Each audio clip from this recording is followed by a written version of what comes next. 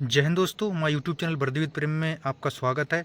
हम लोग बात करेंगे यूपी होमगार्ड के ऊपर, जो कि हमारी होमगार्ड की डीवीपीएसटी की सीरीज चल रही है, जिसमें क्या हम लोग बात करते हैं कहाँ कितने फेल हुए, कहाँ कितने पास हुए, कहाँ चेस्ट और हाइट में ज़्यादा बाहर हो रहे हैं, और आपके जो डाउट होते हैं उन पर भी हम लोग चर्चा करते हैं। और ज़्यादा से ज़्यादा जिलों का जो डाटा मिलता है तो लास्ट में हम लोग बताते हैं कि कितने कहाँ पास हुए, कितने फेल हुए, जिससे कि क्या है आपको आइडिया लग सके कि आपका किस ज़िले में हो रहा है और वहाँ पे कितने पास हो रहे हैं, कितने फेल हो रहे हैं, कितने आप सेफ जोन में हो। आप खुद भी आइडिया लगा सकते हो। अगर कंटिन्यू आप वीडियो देखते हो तो आप खुद भी आइडिया लगा लोगे कि हमारे ज़िले का जहाँ जहाँ डीवीपीएसटी चल रहा है वहाँ पे कितने बंदे पास हो रहे हैं, कितने बंदे फेल हो रहे हैं।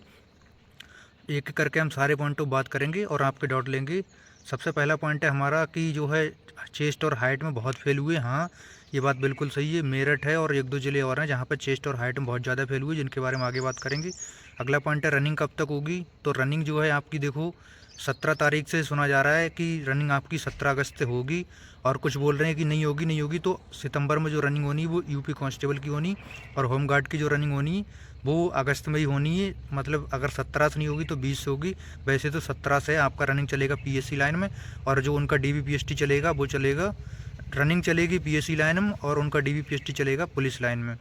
ठीक है, तो रनिंग का बार बार कमेंट कर रहे थे बंदे जो हमारे मित्र, तो वो क्लियर एक बार और सोच लें कि 17 से आपका रनिंग मान के चलो। और रनिंग में 40% फेल क्यों होंगे। रनिंग में 40% इसलिए फेल होंगे क्योंकि बहुत सारे बंदे रनिंग कर नहीं रहे। कम से कम 50% बंदे ऐसे हैं जो रनिंग नहीं कर रहे हैं, और उन्हीं में से 30-35% फेल हो जाएंगे। बाकी जो रनिंग कर रहे हैं वो तो पास होना ही होना है, क्योंकि जो तैयारी करेगा तो वो तो पास होना ही होना है। बाकी की आप सब लोग भी रनिंग करते रहो। अब एक एक करके हम सब पॉइंट ले लेते हैं। आपके पॉइंट भी आज अच्छे खासे हैं और बहुत अच्छे पॉइंट हैं। रनिंग करते समय पेट दर्द या हाँफी फूलती तो क्या करें। अगर आपका जो पेट दर्द कर रहा है ना रनिंग करते समय, आप सही से फ्रेश नहीं हुए, सुबह को क्या काम करो, उठो, सबसे पहले एक गिलास पानी पियो। पानी पीने के बाद हम उसके बाद हम फ्रेश हो गए बढ़िया से, तब पेट में दर्द आपका नहीं होगा। पेट के दर्द का सबसे बड़ा कारण ये है कि आप सही से फ्रेश नहीं होते हो। और बाकी हाँफी फूलने का ये है, तो आपने कभी रनिंग नहीं की है तो आपकी हाँफी फूलेगी। बाकी जिसका हाँफी ज़्यादा फूलता है वो सुबह को 2-3 छुहारे भी खा सकता है रनिंग से पहले, और शाम को भी खा सकता है 2-3 छुहारे, जो कि सांस फूलने में बहुत ज़्यादा मदद करता है। अगला बंदे का पॉइंट है कैरी एंगल में बाहर कर दिया था एसएससी जीडी में, यहाँ भी हो जाएगा क्या। बिल्कुल नहीं होगा भाई, यहाँ कैरी एंगल वगैरह इतना ज़्यादा नहीं देखा जाता, वो टेंशन मत लो। अगला पॉइंट है घुटना दर्द सीन पेन बहुत ज़्यादा है। घुटना दर्द सीन पेन है अगर आप, तो क्या काम करो, अगर किसी के ज़्यादा है तो बर्फ़ से सिकाई करो। बाकी की आप शाम को जब सोते हो तो बढ़िया करके गर्म तेल करके उसमें लहसुन डाल के अच्छे से मालिश करो एकदम पैरों की, पूरा जहाँ पे पूरे पैरों पे। तो आपका सीन पेन है और जो घुटना प्रॉब्लम है, घुटने की अच्छे से मालिश करो तो घुटने में दर्द नहीं होगा। ये तो नॉर्मल प्रॉब्लम है, जब आप दौड़े नहीं होते हो तो ये सब आपको होता है। अगर दौड़ने लगो तो कोई ज़रूरत नहीं पड़ेगी। शुरू की बात है, 1-2 हफ्ते तक अगर जो सही से सीन पेन से, घुटना पेन से, एंगल पेन से, इन सब से बच गया तो वो बच गया। बाकी शुरू 1 हफ्ते में बहुत ज़्यादा दिक्कत होती है, हमारे साथ भी हुई थी। जब पकने के बाद में कोई दिक्कत नहीं होती। अगला पॉइंट है मेरठ में बहुत फेल किया आज भी चेस्ट में फुलाने में। हाँ, मेरठ के बंदे का कमेंट है कि आज भी मेरठ में बहुत फेल किया, चेस्ट में किया है और फुलाने में भी बहुत ज़्यादा बाहर किया है। कम से कम 30 के आसपास बंदा मेरठ में फेल कर दिया। बाकी डाटा आगे है, आगे बात करते हैं। अगला है पूरे प्रदेश में अलग अलग नियम क्यों, जब एक ही नियम होना चाहिए, क्योंकि हर जिले वाइज अलग अलग ले रहे हैं। कहीं डीएल लगा ले रहे हैं बाद में, कहीं एनसीसी लगा ले रहे हैं, कहीं नहीं लगा ले रहे हैं। देखो नियम की बात ये, नियम में तो ये था कि आपको पहले लगाना था, और वो अधिकारी के विवेक के ऊपर डिपेंड करता है कितना बढ़िया कितना भला आदमी है वो जो आपका लगा ले रहा है बाद में, समझ रहे हो। जहाँ पे बाद में लग रहा है तो उनका एहसान मानो कि हाँ वो बाद में लगा ले रहे हैं। देखो बाद में लगा ले रहे हैं वो उनकी अच्छाई है, और नहीं लगाया वो आपकी कमी है। पर ये तुम्हारा पॉइंट है कि एक स्टेट में एक जैसा होना चाहिए, हाँ समानता का अधिकार है तो एक जैसा होना चाहिए, ये पॉइंट आपका सही है बिल्कुल। अगला पॉइंट है मेरा दांत खराब है। भाई कोई दिक्कत नहीं, दांत 32 में से 28 दांत होना चाहिए, कोई दिक्कत नहीं होता है। ठीक है, दांतों में इतना ज़्यादा प्रॉब्लम नहीं, एक खराब दो खराब कोई दिक्कत नहीं होगी। अगला है पिता साइड का डेट का नहीं है, आगे पीछे का बना लें तो हो जाएगा क्या। देखो अगर आपके पास पिता पक्ष का अगर डेट का नहीं है, फीमेल कैटेगरी, अगर आपके पास उस डेट के अंदर का अगर है पिता पक्ष का, तब भर्ती बोर्ड जाओ, वहाँ पे आपका समाधान हो जाएगा। पर आप समझो कि उससे पहले का है जो डेट का मांगा गया है और इससे बाद का हम बनवा लें तो चलना मुश्किल है, क्योंकि उसमें साफ साफ लिखा गया नोटिफिकेशन में, जो चीज़ें नोटिफिकेशन में वो आपकी वैलिड हो जाएंगी। जैसे क्या है, आय प्रमाण पत्र मांगा जा रहा था ईडब्ल्यूएस वालों का 1-2 सेंटर पर, तो वहाँ पर क्या है उनका समाधान तो हो जाएगा, क्योंकि वो चीज़ नोटिफिकेशन में नहीं लिखी हुई और एडमिट कार्ड में नहीं लिखी हुई। जब नोटिफिकेशन में नहीं तो उनका तो समाधान हो जाएगा। पर जो चीज़ है ही नहीं नोटिफिकेशन में तो वो कैसे मानेंगे, और आगे जाओगे तो वो और नहीं मानते और लिखा पढ़ा ज़्यादा दिखाते हैं आगे। ठीक है, बाकी जिसका जेन्युइन है जिस डेट में फंस रहा है उस डेट का अगर है तो आप भर्ती बोर्ड जा सकते हो। और बाकी की जो प्रोविजनल वाले हैं तो अगर एक बार चले जाएँ तो और बढ़िया रहेगा। कुछ बंदे आज 4 तारीख को गए भी होंगे, आज देखते हैं क्या अपडेट मिलता है, बताता हूँ क्या अपडेट मिलता है। एक बोल रहा है कि तेरी कट ऑफ एक भी सही नहीं की। भाई क्यों सही नहीं की कट ऑफ? यूपीएसआई की देखना, एक एक पॉइंटों में सही हो गई। दूसरी जो कट ऑफ लगेगी ना यूपी होमगार्ड की भी, ये भी एक एक नंबर ठीक बैठा दूंगा, क्योंकि डाटा मिल जाता है यहाँ पे, ठीक है। और बाकी की अच्छे अच्छों की फेल होगी, सरल पेपर में कहाँ से कट ऑफ क्लियर हो जाएगी भाई। और होमगार्ड में तो जिलेबाज लगी थी। और वैसे भी मैंने 245 यूपी कांस्टेबल की जनरल बताई थी, 12-13 नंबर बढ़ के 255-56 तक चली गई, 58 तक। तो बड़े बड़ों की फेल हो जा रही, तो मेरी कट ऑफ क्यों फेल हो रही यार? सबकी फेल हो रही, इतने बड़े बड़े टीचर हैं, फिर भी मैं ऑथेंटिक जानकारी देता हूँ बिल्कुल एकदम। कोर्स बेचने थोड़ी ना आता हूँ जो कि मैं ज़्यादा कट ऑफ बता के कोर्स बेच लूँगा। भाई एकदम अच्छी जानकारी निकाल के बनाता हूँ। तो फिर भी एक दो होता है ऐसे बंदे, और इसका आया नहीं होगा नंबर, इस बंदे का नंबर नहीं आया होगा पक्का, मैं बता रहा हूँ, तभी बोल रहा है ये। नहीं आया तो भाई आपकी कमी थी, कम क्वेश्चन थे। अब जिन भाइयों का आई है, अच्छे क्वेश्चन थे तो आया है, फाइनल भी हो जाएगा। एक नमूना और भी है आगे, वो बंदा बोल रहा है कि 7 से 8 नंबर बढ़ेगी कट ऑफ, ऐसे ऐसे हैं। खुद का नहीं आया होगा पहली लिस्ट में और 7 से 8 बढ़ा दो, ऐसे लोग नहीं दौड़ने देंगे तुम्हें। इसलिए मैं बोल रहा हूँ भाई 40% रनिंग में फेल होंगे। क्यों होंगे? क्योंकि उनको दौड़ने नहीं देंगे, जिनका आया है उनके अगल बगल वाले नहीं दौड़ने देंगे। एक बंदा ऐसा है, उसका यूपी पुलिस में नंबर आया हुआ है और उसकी शिफ्ट में कम से कम 12-14 नंबर बढ़े हैं, और उसके खुद के 5-6 नंबर ऊपर हैं। पर ग्राउंड में लोग जिनका नहीं आया वो बोलते हैं अरे कट ऑफ तो बहुत ज़्यादा जाएगी, तो कहाँ रनिंग के चक्कर में पड़ा है, तैयारी कर ले।